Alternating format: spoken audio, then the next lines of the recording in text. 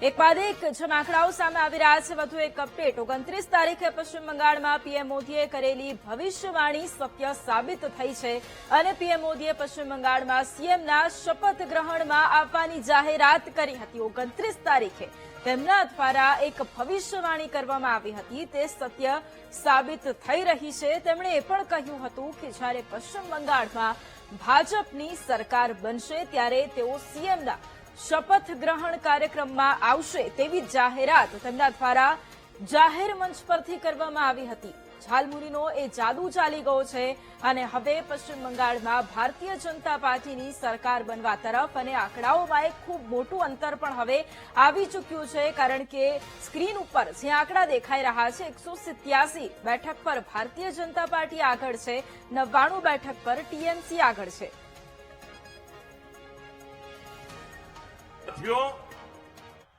इस चुनाव में वैसे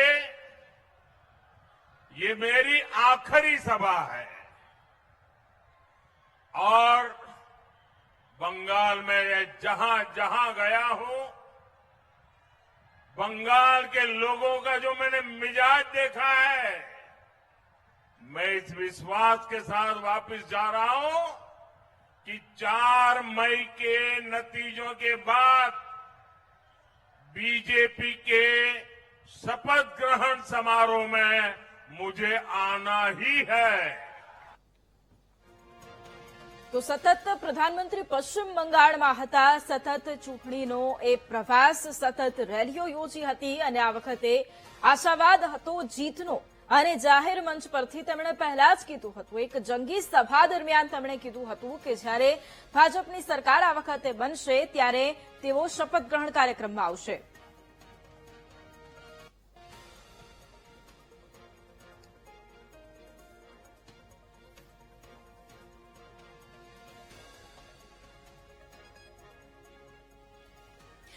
તો એક તરફ પશ્ચિમ બંગાળનું જ્યારે પરિણામ સ્પષ્ટ થઈ રહ્યું છે ત્યારે હાર જીતના એ કારણો પણ સમજવા અત્યારે ખૂબ જરૂરી બની જાય છે, કારણ કે 15 વર્ષના એ શાસનનો અંત આવ્યો છે અને એટલા જ માટે મમતા બેનર્જી કે જેમનો પક્ષ છે, શા માટે તેની હાર થઈ છે એ કારણો હવે આપણે સમજીશું ગ્રાફિક્સના માધ્યમથી। મમતા સરકાર પર ભરતી કૌભાંડ અને ભ્રષ્ટાચારના ગંભીર આરોપો લાગ્યા હતા। એન્ટી ઇન્કમ્બન્સી મતદારોમાં असंतोषનું કારણ બન્યું હોઈ શકે છે। મમતા બેનર્જીના વર્ષોના શાસન પછી મતદારોમાં એક પરિવર્તનની ઈચ્છા હતી, જે આજે પરિવર્તન આવ્યું પણ છે। ચૂંટણી દરમિયાન રાજકીય હિંસા થઈ હતી અને જે મતદારો છે તેમને ડરાવવાના અનેક પ્રયાસો થયા હતા। આરજીકર મેડિકલ કોલેજ જેવી જે ગોઝારી હચમચાવતી એક ઘટના હતી, તેમાં મહિલા સુરક્ષાનો મુદ્દો ઉઠ્યો હતો અને મહિલા સુરક્ષા મુદ્દે અર્ધ શહેરી વિસ્તારોમાં મતદાન સમયે રોષ પણ દેખાયો હતો। મુસ્લિમ મતોના વિભાજનથી ટીએમસીની વોટ બેંકમાં ભાગલા પડ્યા। બેરોજગારી અને પછાતપણાથી જે યુવા મતદારો છે તે પણ ભાજપ તરફ આ વખતે વળ્યા। એસઆઈઆરમાં લાખો બોગસ મતદારો નીકળી જતા એક મોટો ફટકો મમતા દીદીને પડ્યો છે અને આ હારના કારણો છે। હવે આપણે જીતના કારણો પણ જોઈએ કે ભારતીય જનતા પાર્ટીને જીત કેમ મળી।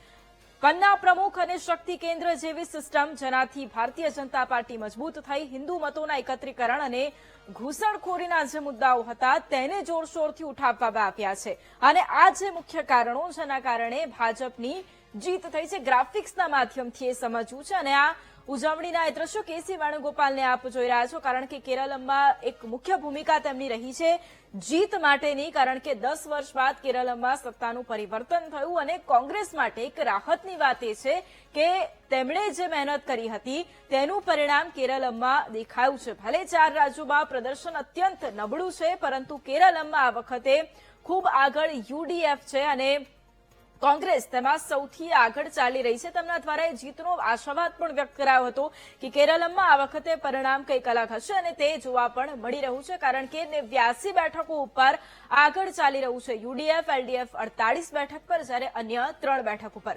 બીજી તરફ તમિલનાડુના જે પરિણામો છે તે ચોંકાવનારા એટલા માટે કહી શકાય કારણ કે સતત જે એક્ઝિટ પોલ હતા તેમાં પણ ડીએમકેને બહુમતી મળી રહી હતી, પરંતુ આ વખતે જે પરિણામો આવ્યા તેમાં ત્રીજા ક્રમાંક પર આ પક્ષ પહોંચી ગયો છે અને ટીવીકે 110 બેઠક પર જીતનાર પક્ષ બની ગયો છે અને એક મોટો પક્ષ બનીને ઉભરી આવ્યો છે. 2 વર્ષ પહેલા આ પક્ષની સ્થાપના કરવામાં આવી. વિજય થલપતિ છે એક ખૂબ મોટા અભિનેતા, ખૂબ લોકપ્રિય છે. તેમના દ્વારા આ પક્ષની સ્થાપના કરવામાં આવી અને ત્યારબાદ એક જંગી રેલી તેમણે યોજી હતી. તેમાં હજારો લાખોની સંખ્યામાં જનમેદની ઉમટી પડી હતી અને ત્યારે જ એ કહેવાઈ રહ્યું હતું કે આ ખૂબ મોટો પક્ષ બની શકે છે, તમિલનાડુની રાજનીતિમાં કંઈક અલગ કરી શકે છે. અને હવે પશ્ચિમ બંગાળમાં ભારતીય જનતા પાર્ટીના એ જીતના કારણો પણ ગ્રાફિક્સના માધ્યમથી સમજવા છે કે શા માટે ભારતીય જનતા પાર્ટીની જીત થઈ છે. પન્ના પ્રમુખ અને શક્તિ કેન્દ્ર જેવી સિસ્ટમથી જે બૂથ સ્તર છે તેને મજબૂત કર્યા છે, ગ્રાઉન્ડ લેવલ મજબૂત કર્યું છે. હિન્દુ મતોના એકત્રીકરણ અને ઘૂસણખોરીના જે મુદ્દાઓ છે તેને જોરશોરથી ઉઠાવ્યા છે. બાંગ્લાદેશી ઘૂસણખોરીનો મુદ્દો સરહદી વિસ્તારમાં આ વખતે કમાલ કરી ગયો છે અને તેની અસર જોવા મળી. શુભેન્દુ અધિકારી જેવા નેતાઓ મમતા બેનર્જીની જે રણનીતિ છે તેનાથી પહેલેથી જ વાકેફ હતા. શુભેન્દુએ ભાજપને ગ્રામીણ સ્તરે મજબૂત બનાવવામાં એક મહત્વની ભૂમિકા ભજવી છે. મતદારોમાં ધાર્મિક ઓળખ અત્યંત પ્રબળ જોવા મળી, જેનાથી આ વખતે ભાજપને એક ફાયદો મળ્યો છે. ભાજપે બહાર રહેતા મતદારોને ખાસ ટ્રેનો દ્વારા બંગાળ પહોંચાડી અને મતદાન કરાવ્યું છે. બીજી તરફ હિંસાના ડરથી છુટકારો મેળવવા લોકોએ ભાજપના પરિવર્તનના નારાને પણ આવકાર્યો છે. મુસ્લિમ બહુલ માલદા અને મુર્શિદાબાદ જેવા જિલ્લાઓમાં ભાજપને મત પડ્યા છે. એક તરફ ટીએમસીનો એ ગઢ ગણાતો હતો, પરંતુ ત્યાં ભાજપે બાજી મારી છે. કદાચ લગભગ નામુમકિન એક તરફ મનાતું હતું ટીએમસીને હરાવવું, પરંતુ ત્યાં ભાજપની જીત થઈ.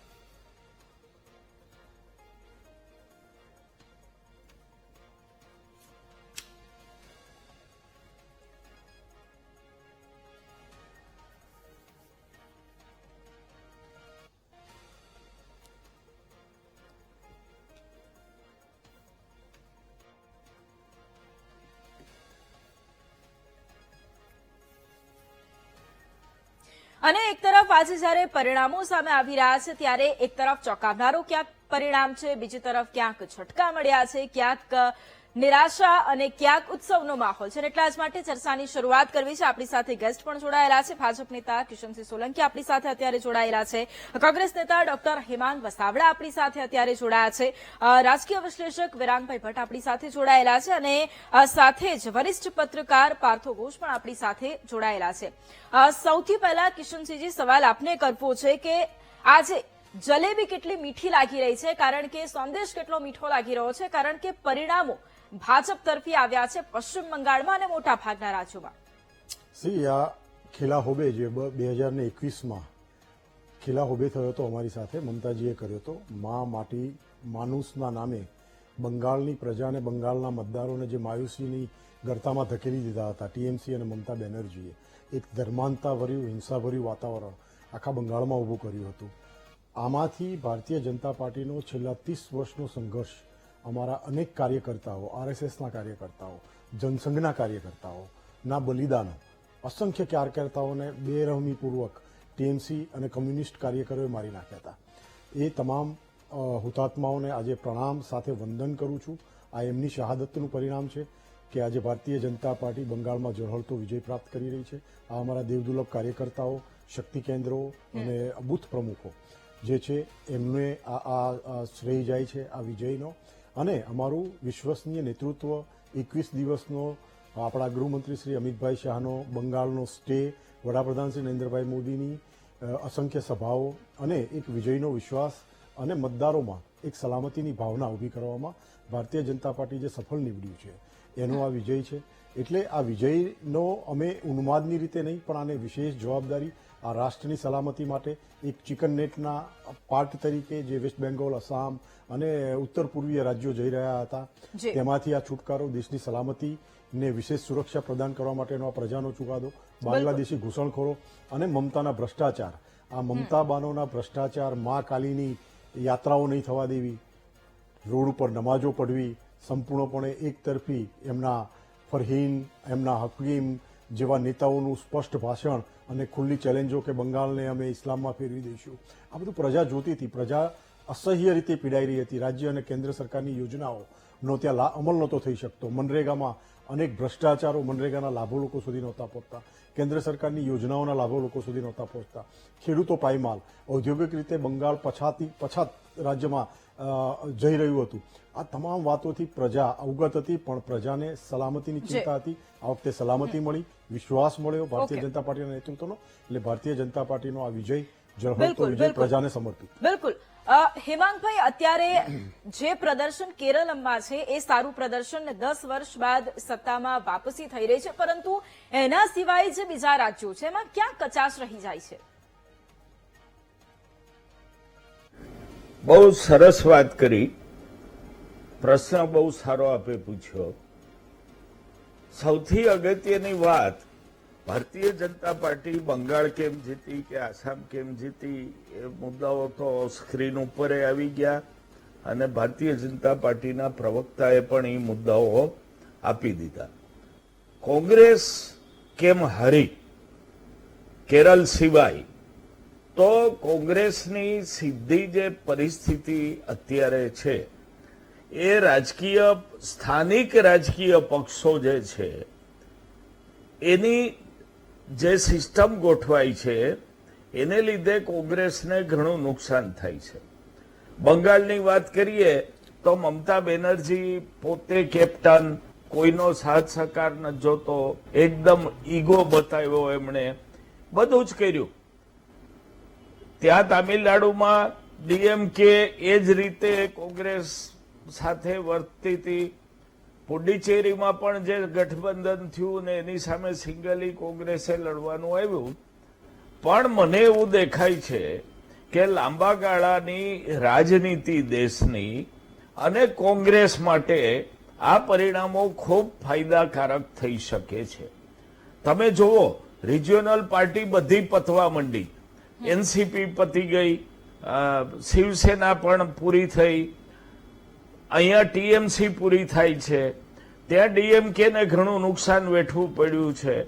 એન્ટી એસ્ટાબ્લિશમેન્ટ વોટ છે, એમાં ના નહીં, એ વાત સ્વીકારી શકાય. પણ એન્ટી એસ્ટાબ્લિશમેન્ટ વોટ અથવા અસંતોષના મત જે છે એ કઈ રીતે કાબુ કરવું એ બીજેપી પાસેથી શીખવું પડે. એનું પેટર્ન અને મોડલનો અભ્યાસ કરવો પડે. તમે એટલું જ વિચારો કે ભારતીય જનતા પક્ષ હાથમાં માછલી લઈને નીકળે પ્રચારમાં અને ઠેર ઠેર એમ કહેવાય કે બંગાળની માછલી આખા દેશમાં જશે અને તેમ છતાં લોકો મત આપે. બીજો મુદ્દો એવો હતો કે સરહદો તો એ લોકો પાસ છે, એમાં મમતા બંગાળના ઘૂસપેટીઓ, બાંગ્લાદેશના ઘૂસપેટીઓ માટે કાંઈ કરી શકે એમ નથી. તેમ છતાં એટલો જોરજોરથી મુદ્દો ચલાવ્યો કે ક્યાંક પ્રજા એવું માનવા માંડી કે આ બોર્ડરથી જે ઇન્ટ્રુઝન થાય છે એ મમતા દીદીને જ લીધે થાય છે, નહીં કે બીએસએફ કે ભારતની આર્મી જેના વડા અમિત શાહ છે. એટલે આખી બાબતમાં ચોક્કસ મમતાનો ઓવર કોન્ફિડન્સ, એનો ઈગો, રણનીતિની નાકામી એ જ સ્ટાલિન સાથે થયું. વારે વારે જેમ ફાવે એમ નિવેદન આપવા. જે મારા મિત્રએ કીધું કે પ્રજા બધું જ જોતી હોય છે. તમે જયારે હું આજે બોલી રહ્યો છું ત્યારે ઘણા દર્શકો મને જોતા હશે. હું એલફેલ બોલવા માંડું, સત્યથી વિરુદ્ધ વાત કરવા માંડું તો એક નારાજગી આવે છે અને આ નારાજગી સતત વધતી જાય. એ રીતે બંગાળમાં, આસામમાં, તામિલનાડુમાં બધે જ લોકોએ આ રીતે વિરોધ પક્ષે આવા નિવેદનો કર્યા કે જે ક્યાંક ને ક્યાંક સમાજને એવું લાગ્યું કે આ લોકો બરાબર નથી. પણ જે રીતે સ્થાનિક રાજકીય પક્ષો હાંસિયામાં જતા જાય છે એ રીતે આવતા દિવસોની રાજનીતિમાં બે જ પોલર પાર્ટી, કારણ કે મમતાબેન તો દેશના નેતા થવાની ફિરાકમાં હતા, બંગાળ સિવાય ક્યાંય અસ્તિત્વ નથી, છતાં પણ એ દેશના લીડર બનવાની પેલીમાં રહીને કોંગ્રેસ હારે મિસબિહેવ ઘણી બધી કરી, જેમ પ્રજા હારે કરી એમ કોંગ્રેસ હારે કરી. એટલે આ પરિણામ આ રીતનું હું જોઉં છું. बिल्कुल बिल्कुल पार्थू जी, मैं आपसे क्वेश्चन करना चाहती हूँ कि जिस तरह से अभी हिमांक जी ने जो बात कही है कि जो रीजनल पार्टीज है वो कहीं ना कहीं उसका जो प्रदर्शन है उस पे एक बार नजर करने की जरूरत है। सबसे पहले बंगाल की मैं बात करती हूँ कि बंगाल में जो लेफ्टिस्ट है 2011 तक जिनका पूरा दबदबा था वो अभी कहीं नहीं है, मतलब लेफ्ट पूरी तरह से लेफ्ट हो चुका है। उसका क्या रीजन है?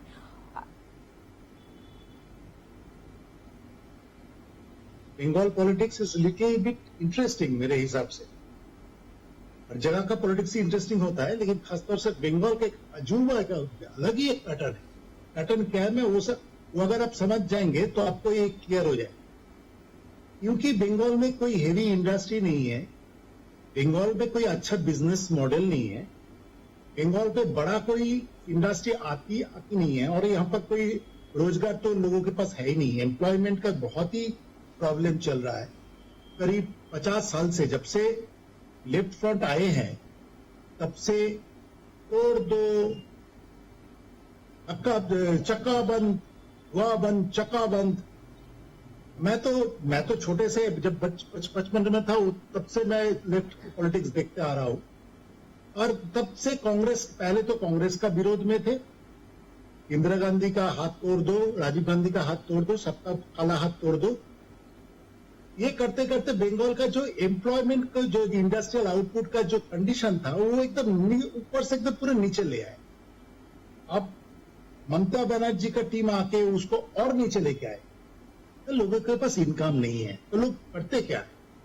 मान लीजिए ऑटो चलाते, मान लीजिए रिक्शा चलाते, मान लीजिए कोई बस चलाते हैं, कोई छोटा मोटा दुकान चलाते हैं। ये जो है, ये हर जगह एक यूनियन बन जाता है, और ये छोटा मोटा यूनियन से एक कमीशन आता है लोगों का। छोटा मोटा नेता, एकदम ग्राउंड लेवल का नेता, ब्लॉक लेवल का, ब्लॉक तो और बहुत बड़ी है, उससे भी छोटा गली मोहल्ले के नेता, उसके ऊपर थोड़ा ब्लॉक लेवल का नेता, उसके ऊपर थोड़ा ऊपर हायर और थोड़ा ज्यादा एरिया का नेता, इन लोगों का कमीशन आता है। ये इनकम बेस्ड पॉलिटिक्स है, आप ये समझ लीजिए। ये छोटा मोटा इनकम बेस्ड पॉलिटिक्स है, और इसका नेटवर्क बहुत फैला हुआ है। बंगाल के हर कोने, हर गांव में ये नेटवर्क फैला हुआ है। आप एक रिक्शा नहीं चला सकते यूनियन के परमिशन के बगैर। यूनियन मतलब छोटा मोटा यूनियन, लोकल यूनियन, उसके ऊपर भी एक यूनियन है, उसके ऊपर भी जैसे हमारे कोर्ट सिस्टम है, जस्टिस सिस्टम, वैसा बंगाल का हर जगह पे छोटा छोटा बिजनेस में भी, आप एक छोटा एरिया में अगर 15 दुकान है तो उसका भी एक यूनियन है। ये जो इनकम बेस्ड पॉलिटिक्स है, अर्थात आप मुझे पैसा दो तो आपको यहाँ पर काम करने का अधिकार मिलेगा, आप पैसा नहीं दोगे तो काम नहीं कर सकते। ये करते करते करते करते 34 साल में लेफ्ट फ्रंट एक बेस बना के दिया था, प्लेटफॉर्म बना के दिया था, फील्ड बना के दिया था, जहां पर લોએસ્ટ લેવલ બિલકુલ બિલકુલ। અને અત્યારે એક જે મહત્વપૂર્ણ અપડેટ જે સામે આવી રહ્યું છે એની ઉપર એક વખત નજર કરી લઈએ કે વિધાનસભાની જે ચૂંટણી પશ્ચિમ બંગાળમાં કે જ્યાં એના પરિણામો અત્યારે સામે આવી રહ્યા છે, પરંતુ મમતા બેનર્જીનો જે કિલ્લો છે ત્યાં હવે ધ્વસ્ત થઈ ગયો છે, અને 15 વર્ષનું જે શાસન છે તેનો અંત હવે આવી ગયું છે। અને વર્ષ 2011માં મમતા દીદીનું શાસન પશ્ચિમ બંગાળમાં આવ્યું હતું, પરંતુ ચોથી વખત તેઓ મુખ્યમંત્રી બનવાના દાવા કરી રહ્યા હતા, પરંતુ તેની પર ભારતીય જનતા પાર્ટીએ જાણે રંગમાં ભંગ પાડ્યો હોય તે રીતે આ પરિણામો અત્યારે જોવા મળી રહ્યા છે।